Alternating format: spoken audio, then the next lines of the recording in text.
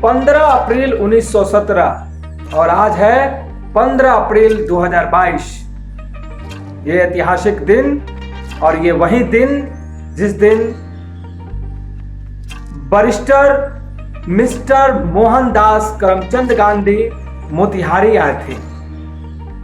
जैसा कि आप मेरे पीछे स्क्रीन पे चलता हुआ ये दृश्य भी देख रहे हैं कि मोहनदास करमचंद गांधी इसी दिन यानी 15 अप्रैल 1917 को मोतिहारी पहुंचे थे।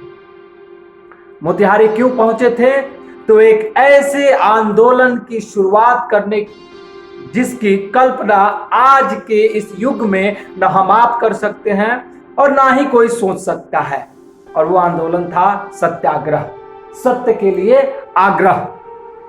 इसका साफ तौर पे यह अर्थ है कि जो सत्य के लिए आग्रह करता है, जो अहिंसा को परम धर्म मान करके चलता है, वैसे आंदोलन की शुरुआत करने मोहनदास करमचंद गांधी आज से लगभग 105 साल पहले इसी चंपारण के इस पावन भूमि पर आए हुए थे कि यहाँ के जो किसान थे उन्हें अंग्रेजों के द्वारा नील के खेती करने के लिए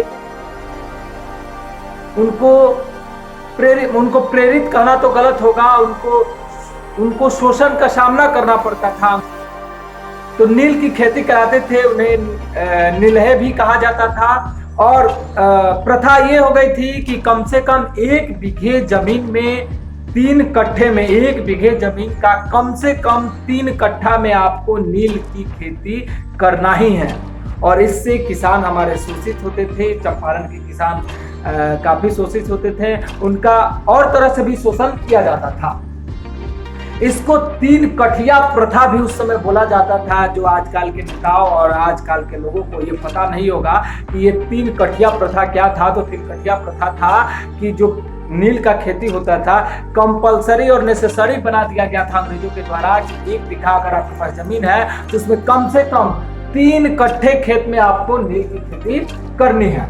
इससे यहाँ का समाज, यहाँ का किसान वर्ग काफी शोषित हो गया था। इसको लेकर के यहाँ के एक व्यक्ति राजकुमार शुक्ल जी गांधी जी से मिले थे और इन सारी चीजों को उनके सामने रखी थी। आगे आपको बताते चले कि 10 अप्रैल 1917 को गांधी जी पटना पहुंचे थे।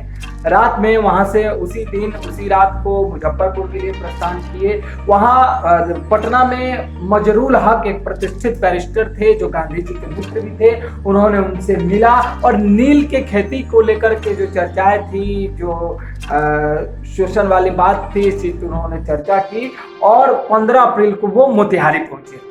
15 अप्रैल को मोतिहारी पहुंचने के बाद जब 16 अप्रैल को वो चंपारण की यात्रा पर निकले, उसी चंपारण की धरती की मैं बात कर रहा हूं जहां गांधी को लोगों ने इस आंदोलन के बाद महात्मा गांधी बना दिया आज और अब पूरा विश्व उन्हें महात्मा के नाम से जानता है। तो 16 अप्रैल को जब गांधी जी चंपारण की यात्रा पर निकल रहे थे तो उनके पास एक जो है एसडीओ, उस समय के जो तत्कालीन एसडीओ थे, उनके द्वारा एक आदेश भेजा गया, एक चिट्ठी भेजी गई थी जिस चिट्ठी में लिखा गया था कि आप तुरंत इस जगह को, इस शहर को छोड़कर यहाँ से निकल जाए।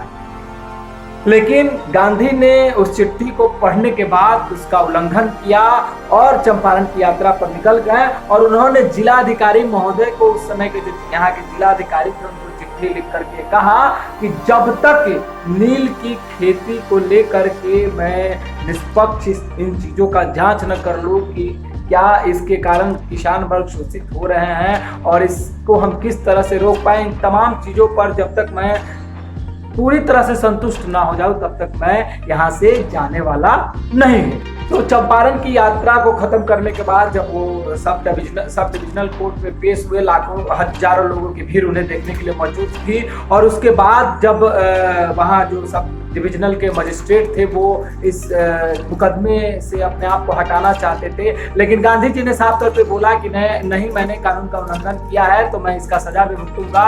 लेकिन ऐसा नहीं हुआ। उसके बाद लेफ्टिनेंट जो गवर्नर थे उनके द्वारा आदेश दिया गया कि इस मुकदमे को खारिज कीजिए, और इसके बाद ही गांधी ने लोगों को संबोधित किया और सत्याग्रह का यह आंदोलन रंग लाया। रंग लाने के बाद सत्याग्रह सफल हो गया। नील्हे तो यहाँ से चले गए, मोतिहारी से नील्हे चले गए, लेकिन सवाल यह है कि आज 105 साल बाद नील्हे के जाने के बाद किसानों की स्थिति में बदलाव आ गई? नहीं आई है, और शायद आएगी भी नहीं। नीले चले गए, अंग्रेज चले गए, नील की खेती बंद हो गई, किसान अपनी खेती कर रहे हैं। नीले के जाने के बाद सवाल ये है कि इसी पूर्वी चंपारण जिले के उन मिलों के कारण क्या हुआ उन किसानों का, जिनका आज भी हजारों करोड़ रुपया उस मिल में फंसा हुआ है, उस चीनी मिल में फंसा हुआ है। हजारों लोगों का रोजगार मारा गया, कितने लोगों ने अपनी जान की आहुति दे दी, फिर भी मिल चालू नहीं हुआ। और इन सब के बीच आज 105 साल बीतने के बाद काफी धूमधाम और जश्न के साथ पूर्वी चंपारण जिले में गांधी जी के नाम पर एक जश्न मनाया जा रहा है। 3 दिवसीय कार्यक्रम रखा गया है। इसी बीच जो है पूर्व केंद्रीय कृषि मंत्री और अभी के कृषि मंत्री आज ही के दिन लगभग अभी से 2 घंटे बाद पहुंचने वाले हैं। कहां? तो मोतिहारी के उस रेलवे स्टेशन पे जहां गांधी जी एक वक्त आज से 105 साल पहले उतरे थे, वहां कार्यक्रम होगा, जश्न मनाया जाएगा। लेकिन सवाल एक ही होगा कि नील्हे तो चले गए, इन मिलों से आजादी कब मिलेगी? ये मिल कब खुलेगा? चंपारण के किसानों का वो गन्ना उपजाते हैं, उस गन्ने का सही और वास्तविक जो मूल्य होगा उन्हें कब मिलेगा? उनका बकाया राशि कब मिलेगा? जिन्होंने अपनी जान को न्यौछावर कर दिया, जिन्होंने अपने प्राण को न्यौछावर कर दिया, जिन्होंने अपनी जान की आहुति दे दी, उनके बच्चों को न्याय कब मिलेगा? ये सभी सवाल आज भी जिंदा हैं, कल भी जिंदा रहेगी। और 105 के बाद हम 110 साल पर भी शायद इस जयंती को फिर मनाते रहेंगे, 107 साल पर भी मनाते रहेंगे। लेकिन सवाल एक ही होगा, और वो सवाल होगा कि नील्हे तो चले गए, इन मिलों के कारण उन किसानों का क्या होगा? इन मिलों के कारण उन किसानों का क्या उद्धार हो पाएगा या नहीं हो पाएगा? तो बने रहिए हमारे साथ, देखते रहिए फाइनल पोस्ट। बहुत बहुत धन्यवाद।